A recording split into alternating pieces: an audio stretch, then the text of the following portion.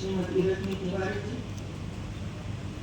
समारोह के मुख्य अतिथि एवं उत्तर प्रदेश एनसीसी के एडीजी मेजर जनरल श्री गौरव गौतम जी, विश्वविद्यालय की कुलपति प्रोफेसर वंदना सिंह जी, कार्य परिषद एवं विद्या परिषद के सभी सदस्यगण, विश्वविद्यालय के समस्त संकाय अध्यक्ष, आमंत्रित सभी अतिथिगण, शिक्षकगण, अभिभावक, आंगनवाड़ी कार्यकर्तियों एवं विभिन्न विद्यालयों से आए हुए प्यारे प्यारे बच्चे और उसके अभिभावक, देवी और सज्जन, मेरे लिए सुखद अवसर है कि वीर बहादुर सिंह पूर्वांचल विश्वविद्यालय जौनपुर के 30वें दीक्षांत समारोह में उपस्थित होकर ज्ञान साधना और परिश्रम की इस पावन यात्रा सफल पर बने आप सभी विद्यार्थियों की महत्वपूर्ण उपलब्धियों का साक्षी बन रहे। महर्षि यमदग्नि की तपोभूमि और भगवान परशुराम की जन्मस्थली जौनपुर ये अपने विशिष्ट ऐतिहासिक, सांस्कृतिक और आध्यात्मिक पहचान रखी। यह वह पावन भूमि है जिसने इतिहास के अनेक स्वर्णिम अध्यायों को जन्म दिया और विपरीत परिस्थितियों में अपने सांस्कृतिक वैभव, ज्ञान परंपरा और जीवन मूल्य को अक्षुण्ण बनाए रखा। गोमती नदी के तट पर बसा यह नगर प्राचीन काल में यमदग्निपुरी के नाम से जाना जाता था और कालांतर में अपनी विद्वत्ता, कला, संस्कृति तथा स्थापत्य वैभव के कारण शिराज हिंद के नाम से प्रसिद्ध हुआ। गोमती और गंगा की पवित्र धाराओं के बीच इस धरती ने सदियों से मनुष्य, संतों और साधकों को आकर्षित किया है और इसी वजह से मैं एक और काम आपको देती हूँ। सभी यूनिवर्सिटी 40 और प्राइवेट 50, लगभग सभी यूनिवर्सिटी का नाम ऐसे महापुरुषों के साथ जुड़ा हुआ है। मैं सभी अध्यापक और वीसी को ये कहना चाहती हूँ, कोई काम करना है आपको कि जो यूनिवर्सिटी जिस नाम से नामकरण हुआ है इसके बारे में हमारे विद्यार्थी जाने, पढ़े, लिखे, इस पर बोले, स्पीच करे, पेंटिंग करे और ऐसे स्थान देखने के लिए जाए तो उसको प्रेरित कर सके। ऐसे कार्यक्रम का आयोजन करो जिसकी वजह से आस पास जो कुछ हमारे पास है, जो टूटा हो, फूटा हो, कोई स्थिति में हो, इसके बारे में जाने, इसमें से कुछ प्रेरणा लें। ये करवाइए। और दीपावली के बाद स्पीच में जो पहले आए होंगे, पेंटिंग में जिसने लिखा होगा, जिसने छोटी सी बुक अपने विचारों से लिखा होगा, ये सबको जन भवन में आमंत्रित करेंगे और इसमें आपको ही बोलना है। नामकरण तो हुआ लेकिन हम करते हैं कितना, इसमें तो मूल काम ये है मित्रों। और इसी वजह से करिए मित्रों, इसमें कितना बदला है, कितना भूले हैं, कितना विलुप्त हो चुका है, ये सब भी निकालिए और विलुप्त हुआ है इसको सजीवन करने के लिए प्रयास करिए। ये सरकार का भी दायित्व है और यूनिवर्सिटी का भी दायित्व है कि वो देखें और हमारे विद्यार्थी अपने अपने तरीके से इसको कैसे आगे बढ़ाए, ये काम करना चाहिए। आज इस दीक्षांत समारोह के कुल 75-800 उपाधियां वितरण की गई और इन उपाधियों को डिजी लॉकर पर अपलोड किया गया है।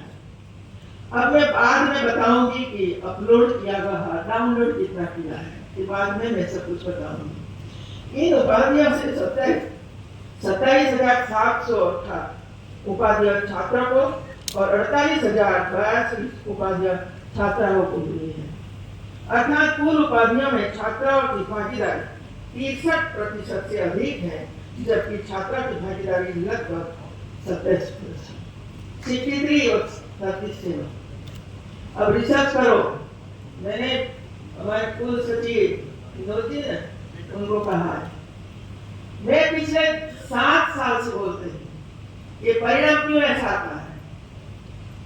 छात्राएं आगे बढ़े, छात्र भी आगे बढ़े, छात्र पीछे क्यों हो रहा है? एक रिसर्च का विषय है और इसी वजह से आप रिसर्च करके दिखाओ। क्या आप पिताजी के व्यवसाय पर जाना चाहते हो, इसी पर पढ़े कि नहीं कि मिला नहीं मिला कोई फर्क नहीं पड़ता है। ऐसा कुछ न कुछ होगा और इसी वजह से छात्राओं की संख्या बढ़ती जा रही है। मुझे 100% अवार्ड ले जाए वो स्थिति में देखना चाहती हूँ। एक भी अवार्ड पुरुष को मिले नहीं, सब महिलाओं को जाए, लेकिन ये स्थिति अच्छी नहीं है।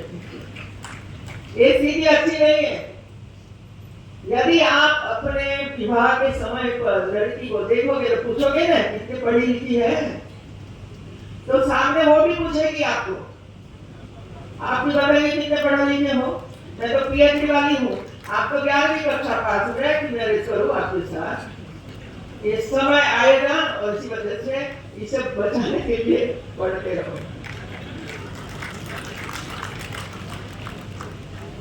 यह आंकड़ा केवल संख्या नहीं है, बल्कि बदलते भारत की तस्वीर यह बताता है कि हमारी बेटियां शिक्षा के क्षेत्र में आगे बढ़ रही है, अपने सपनों को आकार दे रही है और अपने भविष्य के निर्माण के प्रति पहले से कहीं अधिक गंभीर और जागरूक है। इसी प्रकार 83 विद्यार्थियों को 84 पदक प्रदान किए गए, जिनमें 52 छात्राएं और 31 छात्र हैं। पदकों में भी छात्राओं की जो उल्लेखनीय भागीदारी, उनकी प्रतिभा, परिश्रम और शैक्षणिक पुरस्कार का प्रमाण है। कभी जिस समाज बेटियों की शिक्षा को लेकर अनेक सीमाएं थी, आज वही बेटियां विश्वविद्यालय में प्रवेश ले रही हैं, शोध कर रही है, स्वर्ण पदक प्राप्त कर रही है और देश के विकास की अग्रिम पंक्ति में खड़ी हो रही है। मुझे ये बताते हुए भी प्रसन्नता है कि आज 339 शोधार्थियों को पीएचडी की उपाधि प्राप्त हुई है। एक अच्छी बात है कि संख्या बढ़ती जा रही है, जिनमें 119 महिला शोधार्थी और 220 पुरुष शोधार्थी शामिल है। आपको बधाई, इसमें आपके समाज और राष्ट्र के भविष्य को आलोकित करती है। मैं सभी उपाधि व पदक प्राप्तकर्ताओं को हार्दिक बधाई और उज्जवल भविष्य के लिए शुभकामनाएं देती हूँ।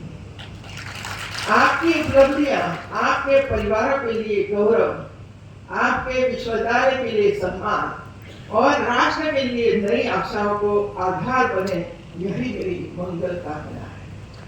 आप अपने परिवार में सीमित हो जाइए, इसके लिए भी काम करिए। आज यहाँ मुख्य अतिथि के रूप में उपस्थित उत्तर प्रदेश राष्ट्रीय कैडेट कोर निर्देशालय के अपर महानिदेशक एवं विशिष्ट सेवा मेडल से सम्मानित मेजर जनरल श्री गौरव गौतम की उपस्थिति विद्यार्थियों के लिए प्रेरणादायी है।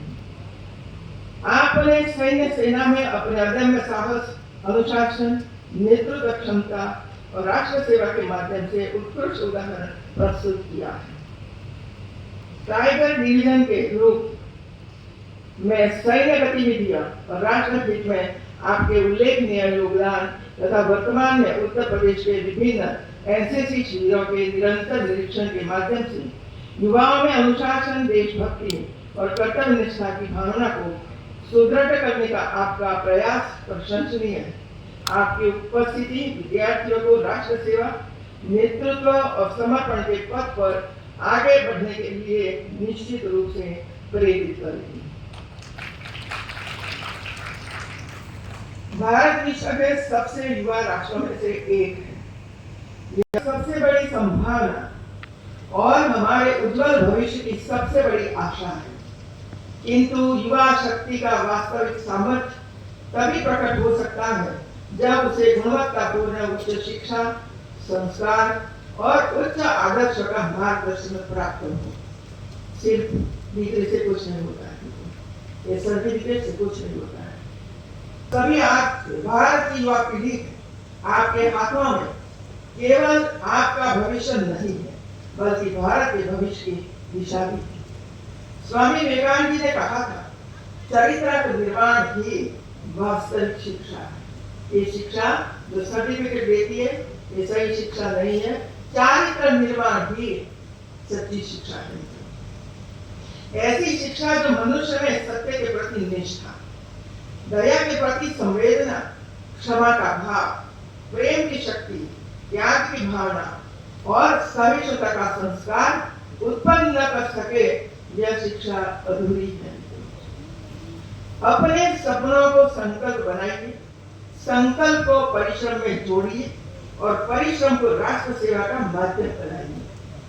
आपका ध्यान केवल आपकी व्यक्तिगत सफलता तक सीमित न रखें, बल्कि समाज और राष्ट्र के विकास का आधार बने। आप युवा हैं, आप में सामर्थ्य है, आप में ऊर्जा है, आप में सपने हैं और उन सपनों को साकार करने की शक्ति भी। अपने भीतर विश्वास जगाइए, राष्ट्र के प्रति समर्पण का भाव रखिए और पूरी शक्ति के साथ आगे बढ़िए। अभी कुछ ही दिनों पहले भारत के युवाओं ने अंतरिक्ष के क्षेत्र में एक ऐसी उपलब्धि हासिल की है जिसने पूरे देश का सिर गर्व से ऊंचा कर दिया है। इन युवाओं ने भारत के पहले निजी रॉकेट विक्रम 1 के सफल प्रक्षेपण के माध्यम से भारतीय अंतरिक्ष क्षेत्र में निजी भागीदारी के एक नए युग का शुभारंभ किया। पहले तो सरकारी बनाती थी, निजी कंपनियों को इसमें जोड़ा और एक तो ही कर सकते हैं जिसको देश आगे ले जाने के प्रयास होता है, और ऐसे नरेंद्र मोदी के अलावा कोई नहीं कर सकते। उन्होंने निर्णय लिया कि स्टार्टअप में सब आगे बढ़े और निजी क्षेत्र में हिस्सा ले, और ये स्टार्टअप के माध्यम से एक विद्यार्थियों ने एक काम करके दिखाया। यह भारत के आत्मविश्वास, भारत की प्रतिभा और भारत के युवा सामर्थ्य का प्रक्षेपण था। भारत के युवा वैज्ञानिकों और स्टार्टअप ने यह सिद्ध कर दिया है कि जब भारत केवल अंतरिक्ष अभियानों का दर्शक नहीं है, इसे देखना नहीं है, बल्कि अंतरिक्ष की नई कहानी लिखने वाला राष्ट्र होना चाहिए। का नेतृत्व करने वाले स्टार्टअप स्काई रूट एरोस्पेस की पूरी टीम की आयु लगभग 28 वर्ष, सिर्फ 28 साल सबका, और इसने करके दिखाया। सोचिए, जिस उम्र में युवा अपने सपनों को आकार देना शुरू करते हैं, उस उम्र में भारत के इन नौजवानों ने रॉकेट तैयार कर दिया, अंतरिक्ष में भी चुनौतियों को स्वीकार कर दिया और पूरी दुनिया को यह संदेश दे दिया कि भारत का युवा किसी से कम नहीं है। देखिए, आप किसी से कम नहीं है मित्रों, ये सोच कर चलिए आगे। जब 28 वर्ष की औसत आयु वाले हमारे युवा अंतरिक्ष ऊंचाइयों को छू सकते हैं, जब वे भारत का तिरंगा अंतरिक्ष की उन्नत सीमाओं तक पहुंचाने का साहस कर सकते हैं, तो फिर भारत का युवा कोई भी लक्ष्य प्राप्त कर सकता है। आज भारत का युवा केवल नौकरी खोजने वाला युवा नहीं है, और जब मैं टीवी में देखती हूँ हमें सरकारी नौकरी मिले, हमें सरकारी नौकरी मिले, जरा हिसाब लगाइए भाई, सरकारी नौकरी में भी नियम होते हैं, इसके अलावा नहीं मिलता है, और इसी वजह से एक अनेक दिशा खोल दी है भारत सरकार ने, राज्य सरकार ने, इसको पकड़ो आप लोग। वह नौकरी देने वाला युवा बन रहा है, वह केवल अवसर की प्रतीक्षा नहीं कर रहा, बल्कि स्वयं अवसर का निर्माण कर रहा है। वह केवल अपने सपने नहीं देख रहा, बल्कि उन सपनों को साकार करने के लिए प्रयोगशाला, स्टार्टअप्स और नवाचार के केंद्रों में दिन रात परिश्रम कर रहा है। पिछले दिनों राजस्थान के बालोतरा जिले के पचपदरा में एक बड़ी तेल रिफाइनरी राष्ट्र को समर्पित करी। क्रम में देश ने सेमीकंडक्टर निर्माण के क्षेत्र में भी एक और ऐतिहासिक उपलब्धि हासिल की है। वो सब हम आयात करते थे विदेशों में से, अब स्वयं हमारे युवा सब कुछ कर रहे हैं। माननीय प्रधानमंत्री जी के द्वारा देश का तीसरा सेमीकंडक्टर प्लांट गुजरात के साणंद में राष्ट्र को समर्पित कर दिया है। वर्ष के अंत तक 5 सेमीकंडक्टर प्लांट शुरू करने की योजना है, और इसी वजह से मैं कहती हूँ कि यूनिवर्सिटी में ऐसे स्टार्टअप वगैरह शुरू होना चाहिए जो आगे जाकर हमारे स्टूडेंट इसमें हिस्सा लें। जिन तकनीकों के लिए भारत को दूसरे देशों पर निर्भर रहना पड़ता था, आज उन्हीं तकनीकों के निर्माण की दिशा में भारत स्वयं नेतृत्व कर रहा है। आपको बताएं, नीदरलैंड में आप भी प्रवास किया, मोदी जी, नीदरलैंड में ब्रह्मोस की मांगनी की नीदरलैंड ने, जो हमें ब्रह्मोस दीजिए। ये ब्रह्मोस किसने बनाया? लखनऊ में बना, मित्रों युवाओं ने बताया। ये है ताकत। तालियां नहीं बजाएंगे।